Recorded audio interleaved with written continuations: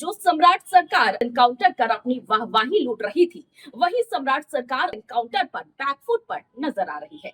नमस्कार, मैं हूँ आपके साथ प्रीति और आप देख रही हैं माई पीटीए। भोजपुर के बिलौटी गांव में हुए भरत भूषण तिवारी एनकाउंटर ने राजनीति में एक बड़ा उछाल ला दिया है। इस एक एनकाउंटर ने सम्राट सरकार, सत्ताधारी गठबंधन और उनके तमाम संगठनों के अंतर विरोधों को पूरी तरह से चौराहे पर लाकर खड़ा कर दिया है। एनकाउंटर में शामिल पुलिस वालों पर खुद हत्या की एफआईआर दर्ज करनी पड़ी है। वहीं इस वक्त की जो सबसे ताजा और बड़ी अपडेट सामने आ रही है वो ये है कि आज भोजपुर के बिलौटी गांव में भरत भूषण तिवारी के एनकाउंटर के विरोध में एक महापंचायत का आयोजन किया गया है। इस महापंचायत में जनसुराज के संस्थापक प्रशांत किशोर खुद मौजूद रहे। इस महापंचायत में हिस्सा लेने से पहले प्रशांत किशोर ने मृतक भरत भूषण तिवारी के परिजनों से मुलाकात की और उनके आंसू भी पूछे। इस दौरान वहां मौजूद लोगों का जो गुस्सा है वो सातवें आसमान पर देखा गया।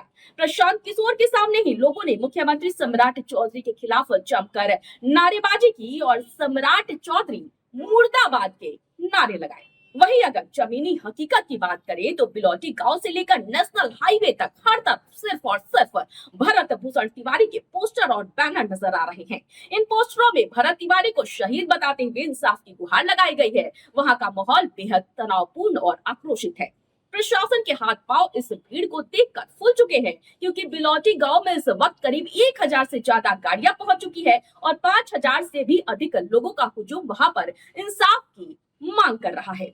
तो चलिए अब आपको सिलसिलेवार ढंग से बताते हैं कि आखिर ये पूरा विवाद क्या है और 17 जून 2026 को ऐसा क्या हुआ था जिसने पूरे बिहार को हिला कर रख दिया। दरअसल 17 जून को भोजपुर पुलिस और एसटीएफ ने मिलकर भरत भूषण तिवारी का एनकाउंटर किया था। पुलिस की गोली लगने के बाद भरत को पीएमसीएच में भर्ती कराया गया, जहां इलाज के दौरान उसकी मौत हो गई। बेटे की मौत की खबर सुनते ही परिवार और ग्रामीणों का गुस्सा जो है वो फूट पड़ा। उन्होंने पुलिस की इस थ्योरी और एनकाउंटर पर सीधे गंभीर सवाल खड़े कर दिए। आक्रोशित ग्रामीणों ने फौरन आरा बक्सर हाईवे को पूरी तरह से जाम कर दिया, जिसके बाद वहां जमकर बवाल हुआ। हालात को काबू में करने के लिए पुलिस ने लाठीचार्ज कर दिया और लोगों को खदेड़ा।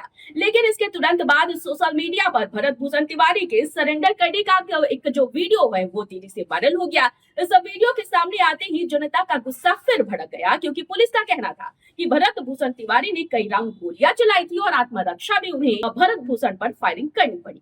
लेकिन इस वीडियो में साफ देखा जा सकता है कि भरत भूषण तिवारी ने जो अपना हथियार है वो फेंक दिया था और पुलिस ने निहत्थे पर गोली बरसाई और फिर भरत भूषण तिवारी का एनकाउंटर हो गया।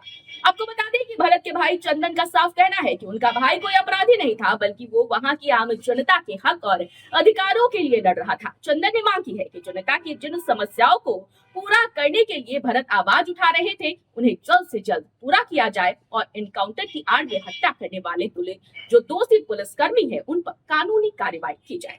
वहीं बुधवार की सुबह सरकार ने एक बड़ा एक्शन लेते हुए जगदीशपुर के एसडीपीओ राजेश कुमार शर्मा को लाइन हाजिर कर दिया है और सीएम ने इस पूरे मामले की न्यायिक जांच के आदेश भी दे दिए हैं। अब सबसे बड़ा सवाल यह उठता है कि पिछले 7 महीनों में बिहार के भीतर 29 एनकाउंटर हुए हैं, जिनमें 8 कुख्यात बदमाश जान से मारे गए।